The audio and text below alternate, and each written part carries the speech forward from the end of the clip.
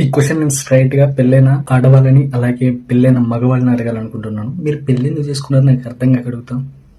In case మీకు పెళ్లి కన్నా ముందు లవ్ అఫేర్ ఉందనుకో, వాళ్ళని వదిలేసి మరీ పెళ్లి చేసుకుంటారు. దీనికి కన్క్లూజన్ నేను లాస్ట్ లో ఇస్తాను. నాకు తెలిసిన స్టోరీ ఏంటంటే, ఒక అమ్మాయి ఉంది. అమ్మాయికి వాళ్ళ హస్బెండ్ మంచిగా చూసుకుంటాడు అనమాట. డబ్బులు ఇస్తాడు, ఏదంటే అది కొనిస్తాడు, ఎంత కావాలంటే అంత ఇస్తాడు, అన్ని ఇస్తాడు. కానీ ప్రేమిస్తాడు, లవ్ ఇస్తాడు, అన్ని ఇస్తాడు. కానీ ఇన్ని ఇచ్చిన వాడు పిల్ల మొబైల్లో ఏముందని మాత్రం చెక్ చేయడం. ఇంట్లో ఉండి బోర్ కొట్టిన తను ఇన్స్టాగ్రామ్ కి అలవాటయ్యి చాటింగ్ రీల్స్ అనుకుంటే చాటింగ్స్ దగ్గరికి వెళ్ళింది. ఆమెకు ఒకటి పరిచయం ఫ్రెండ్షిప్ కాస్త అది కొంచెం డీప్ గా వెళ్ళి లవ్ దాకా వెళ్ళిపోతుంది. చాటింగ్ పొద్దున మధ్యాహ్నం నైట్ అనేది తేడా లేక చాట్ చేసుకుంటూ ఉంటాం. కాల్స్ మాట్లాడడం, వీడియో కాల్స్ ఏమంటే అమ్మ నాకు భయం, నేను చేయను, జస్ట్ వాయిస్ కాల్స్ వేస్తాను అనేది.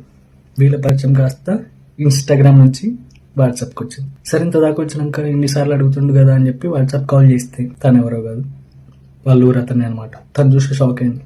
మా ఊరతను మా ఆయనకి తెలిస్తే పెద్ద ఇష్యూ అవుతుంది అది ఇది అని చెప్పి లోన భయపడ్డది. కానీ ఇన్ని రోజులు తెలియదు, ఇప్పుడు ఏమైనా తెలుస్తుంది అని చెప్పి అంతే మాట్లాడింది.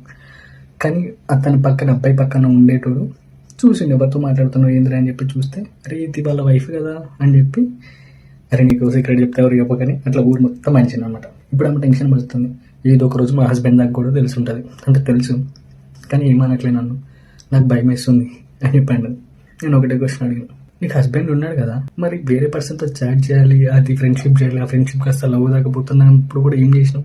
మరి అంత ఎడిక్ట్ అవ్వాలి ఆ పర్సన్కి అంటే ఏం మరి తప్పలేదు అతను చూపించే ప్రేమ చూపించడం ఏంటి? ఇక్కడ నీకు పెళ్ళింది. సరే నేను అదే క్వశ్చన్ అడుగుతున్నాను, ఎందుకు పెళ్లి చేసుకుంటారు? పడక సుఖం కోసమా? ఇప్పుడు లవ్ చేస్తే ఎప్పుడో ఒకసారి జరుగుతుంది, అది పెళ్లి చేస్తే ఎప్పుడు నా పక్కన ఒకడు ఉంటాడు, నా పక్కన ఒకటి ఉంటుంది అనే కోరిక కోసం చేసుకుంటారా? ఇప్పుడు ఉన్నాక మళ్ళీ ఇంకొకళ్ళ మీద ఇంట్రెస్ట్ ఎట్లా వస్తుంది?